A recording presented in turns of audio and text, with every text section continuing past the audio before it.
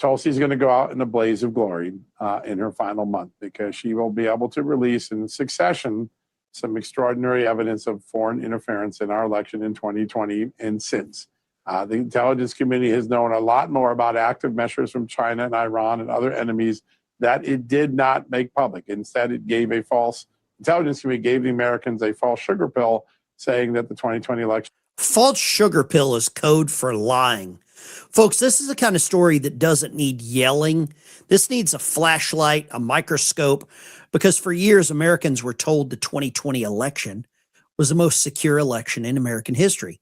And that phrase became the wall.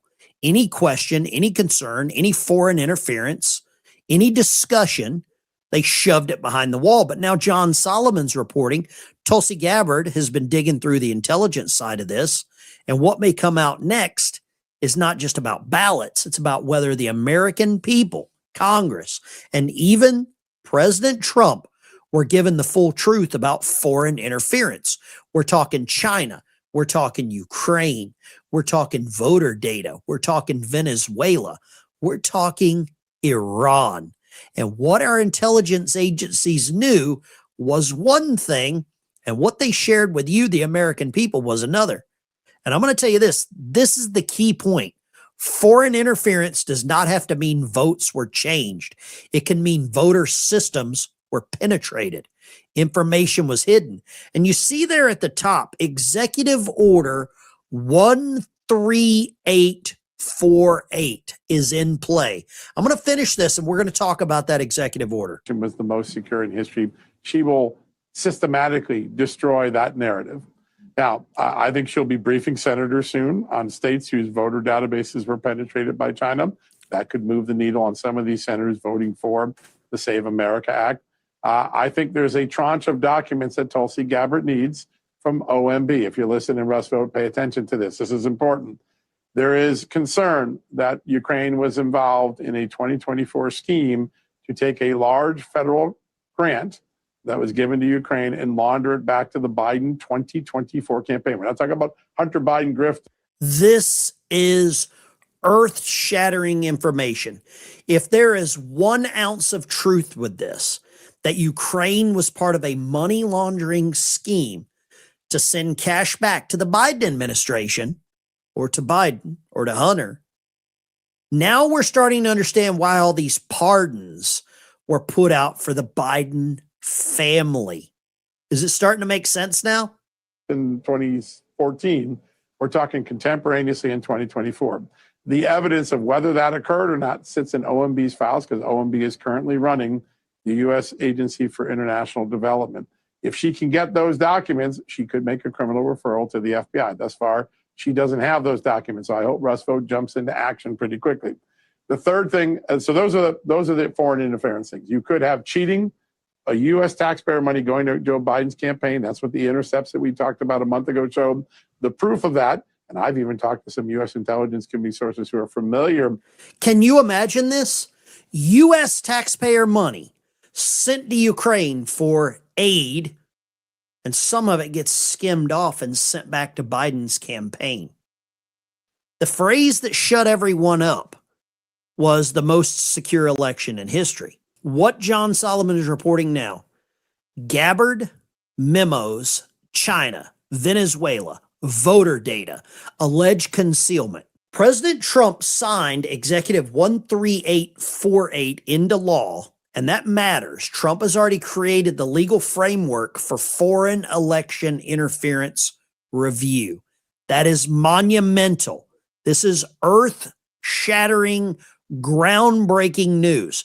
The Democrats are going to be in full-blown panic. And now you're starting to understand why they came out with this autopsy report. And they're probably going to need a few more after this investigation, because I think Tulsi's going to blow the lid off before she leaves. We know why she's leaving. Her husband was diagnosed with a rare form of bone cancer. It's not like she's just walking away, okay? This is massive. This is very important. With what they believe happened here, the proof of that is sitting in USAID records currently in Russ Vogt's possession. The second part of this is what the FBI is doing. Sometimes you don't get a mobster for being a mobster. You get them on taxes or you get them on some other violation. The election workers down at the state levels who changed the rules of election from what their legislatures mandated in Wisconsin, in Georgia, in Arizona can be criminally prosecuted if they did so knowingly and willing, meaning that the legislature said you should do X, but you ran the election this way. I know multiple people that lost their YouTube channels because of this type of stuff. Neil Johnson, Lumberjack Logic, Doug TenNapel, George. Lots of people lost their livelihoods forever questioning this. And now it turns out that all this was true, or there's some smoke. And where there's smoke, there's a little bit of fire.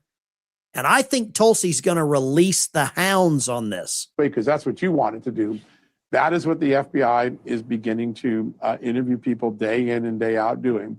And if they build enough evidence with these workers that instructions were given contrary to what the legislature's intent was, you will have a full-blown cheating scandal. The cheating will be they didn't conduct the election the way the law said. That's a little different than what people thought. It's not machines flipping votes, but it's still a form of cheating. It's still depriving the American public of a fair election. Yep. That's where the FBI is going. Our country was built on free and fair elections. And now we're getting information from Tulsi Gabbard, and this information coming out that she could very well rip the Band-Aid off of the Democrat Party and this whole scheme that they had. Now I want to show you what this is. This Executive Order 13848. I want to show you this. This is very important. I had Grok. I ran it through Grok to run down all of the legal E's. It says EO 13848, in the event of foreign interference, is an executive order signed by President Trump on September 12th, 2018. In plain English, it's a set of rules that lets the U.S. government investigate and punish foreign countries or people acting for them. That's very important. If they try to mess with with American elections, the order declares a national emergency because powers like Russia, China, Iran, etc., have tried to interfere in U.S. elections. For example, by hacking voting systems, stealing campaign emails, spreading fake news and disinformation to confuse voters or erode the trust in the results, in the system. Even though no foreign power has actually changed vote totals or outcomes, the order says this kind of meddling is a serious threat to national security.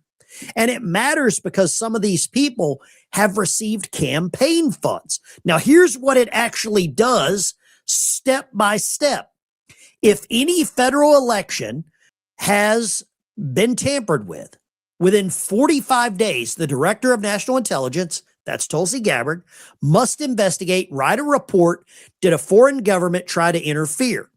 The report covers who did it, how and what methods they used it, like running propaganda campaigns or something called the Russia collusion hoax.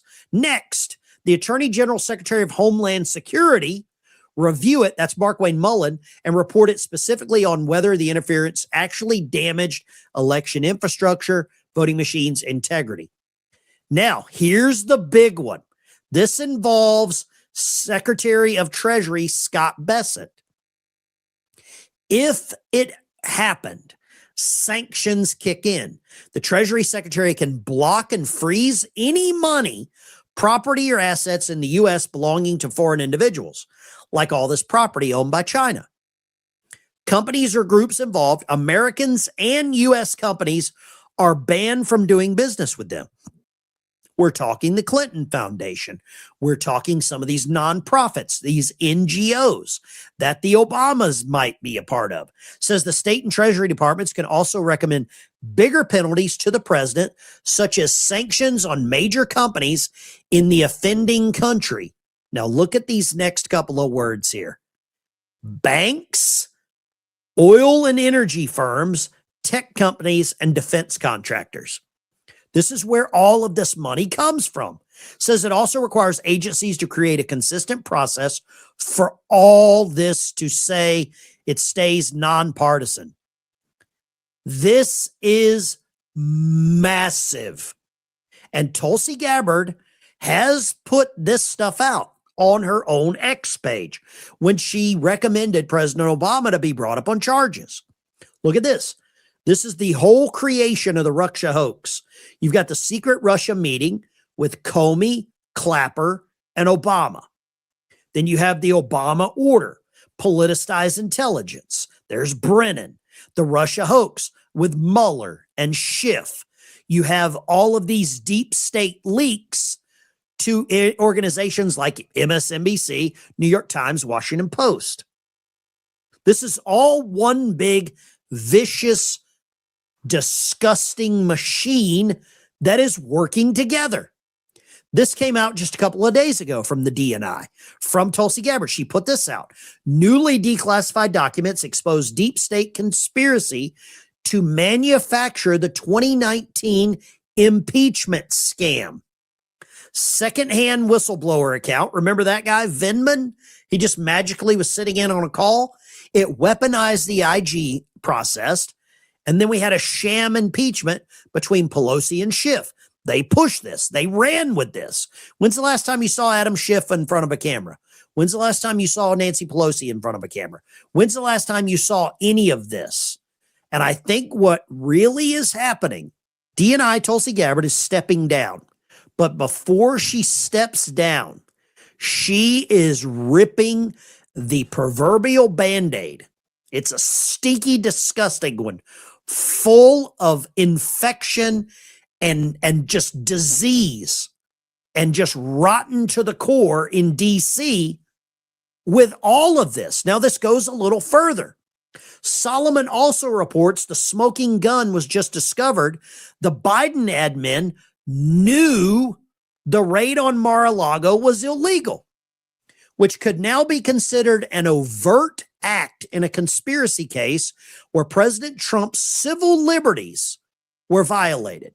One of Merrick Garland's top advisors wrote an email saying, I don't believe we have the right to raid Mar-a-Lago. And what happens to the statute of limitations when it comes to overt acts, when it comes to grand conspiracy?